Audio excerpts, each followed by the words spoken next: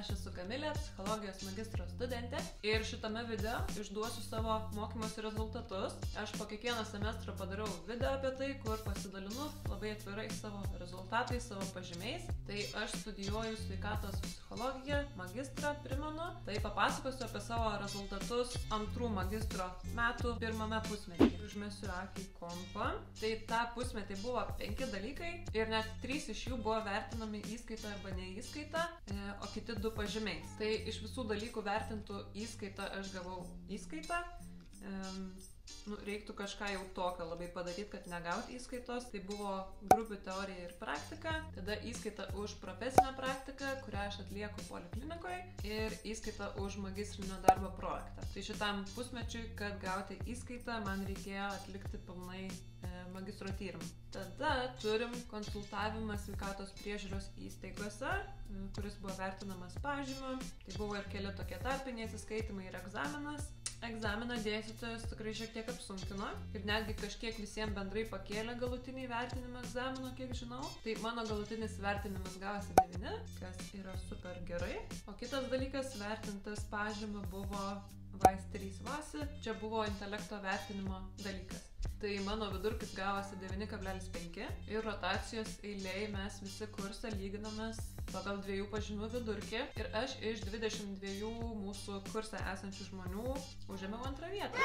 Pirmais metais eilėj buvau pirmą pusmetį 4, tada antrą pusmetį 2, o antrų metų pirmą pusmetį vėl lieku 2. Tai ką man tai reiškia? Tai reiškia, kad aš tikriausiai vėl gausiu skatinamąją stipendiją, kas yra aišku visada labai gerai, nors jinai ten aišku juokinga, bet vis ne nieko.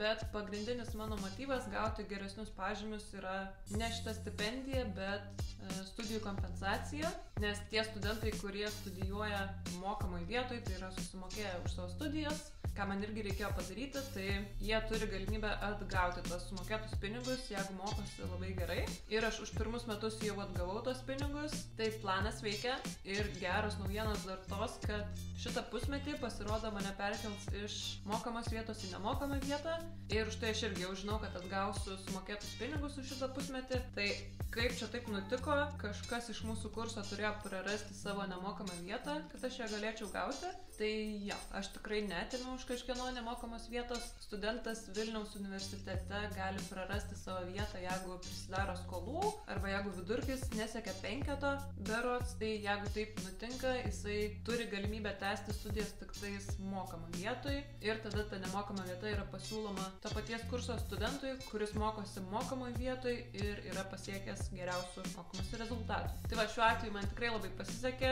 ir jau galiu pasakyti, kad 75% įmokų susigrąžinau, o ar dar tuos 25% susigrąžinsiu, sužinosiu kitą rudenį, kaip suprantu. Tai va, irgi nebent per tą kompensacijos mechanizmą. Tai va, realiai mano planas net labai pasiteisino, nes aš kai stojau į mokamą vietą turėjau susimokėti už studijas, aišku, bet aš susigalvojau tokį planą, kad studijuojant nedirbsiu, o savo darbų pasidarysiu mokymasi ir kuo geresnių rezultatų siekimą, kad galėčiau atgauti sumokėtus pinigus už studijas. Ir iš tikrųjų tai maždaug prilygsta kokio nors pusės etato darbo turėjimu šalia studijų. Bet čia toks tikrai rizikingas planas buvo. Tai tiek. Jeigu jums įdomu stebėti, kaip aš verčiuosi per galvą, kad tapčiau psichologė, tai pasubscribinkit ir palaikinkit šitą video. Aš tai priimsiu kaip palaikymą, kurio man dabar labai reikia. Ir tikiuosi, kad pasimatysime labai greitai kitame video. Ate!